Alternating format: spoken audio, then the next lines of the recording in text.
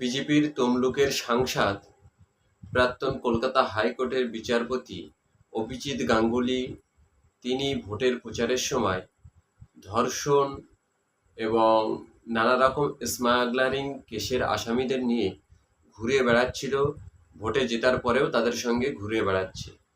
এমন একটি চাঞ্চল্যকর অডিও রেকর্ড সোশ্যাল মিডিয়ায় ভাইরাল হয়েছে। সেখানে একজন মহিলা বা একজন বিজেপির মহিলা মোর্চার নেত্রী তিনি অভিজিৎ গাঙ্গুলিকে ফোন করে তার অভিযোগগুলো যখন বলছিল, তখন তিনি ভাজা মাছটি উল্টে খেতে হয় তেমন কিছু না জানার ভান করছিল।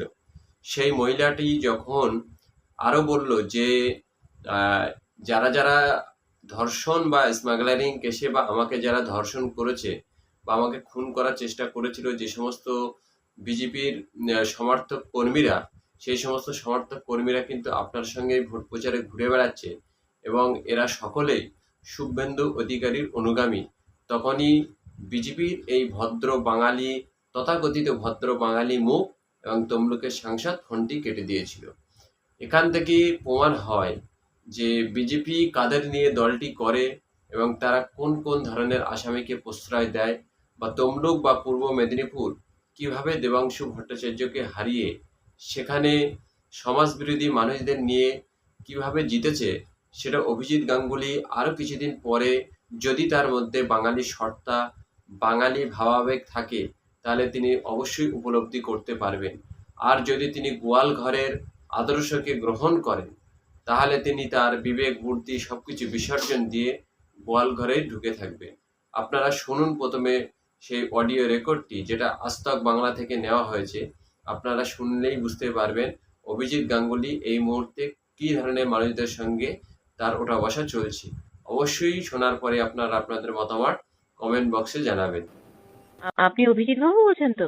হ্যাঁ, আপনি কে বলছেন? হ্যাঁ, সকালে কল করেছিলাম না স্যার, আমি ডিসকানেক্ট হয়ে গেল কলটা তখন।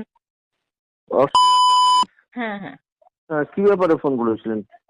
আমি ফোন করেছিলাম স্যার, আমি কিছু নেতার বিরুদ্ধে কেস করেছিলাম। তো আপনি সকালে, হ্যাঁ সকালে আপনাকে তো জিজ্ঞেস করলাম এই ম্যাটারে। তারপরে বলছি অ্যাকচুয়ালি স্যার, আপনি সেই সব আমার সঙ্গে যে ঘটনা ঘটেছে সেটা, হ্যাঁ রেপ কেসের, আমি মানে রেপ প্লাস হচ্ছে আমাকে মারধর করা হয়েছে, প্লাস আমার ফোন কেড়ে নিয়ে আমার ফোন রিসেট করে দেওয়া হয়েছিল সমস্ত প্রমাণ লোপাটের জন্য, এরকম আপনি কে ছিলেন? আপনি কি কোনো রাজনীতি করতেন? হ্যাঁ হ্যাঁ, আমি তো মহিলা মোর্চার, আমি জেলা নেত্রী আছি বিজেপির। এখনো আছেন? হ্যাঁ, এখনো আছি। আচ্ছা, কে করেছিল এটা? কি নাম? আরো রমা দত্ত সহ আরো কিছু জনের নাম, হ্যাঁ নাম, আরো অনেকের নাম আছে যারা পরে পরে হুমকি দিয়েছে এবং কাস্টডিতেও ছিল। তো আমায় কি করতে বলছেন? হ্যাঁ বলছি স্যার, আমি আপনাকে যে জন্য ফোন করেছি, আপনি তো ওদের সাথে, মানে ওরা আপনার সাথেই ঘুরে বেড়াচ্ছে, আমি কিভাবে ন্যায় বিচার আমার পাবো? সাথে ঘুরে বেড়াচ্ছে মানে? আপনার সাথেই ঘুরে বেড়ায় ওরা, আমি অনেকগুলো ভিডিওতে দেখেছি যে, আমি তো বাড়িতে আমি এদের কাউকে চিনি না। হ্যাঁ আমার সঙ্গে ঘুরে বেড়ায় বলতে কি মিন করছেন? প্রচারে থাকে? হ্যাঁ প্রচারে থাকে। প্রচারে তো কত লোকই থাকতে পারে, আমি সবাইকে চিনবো?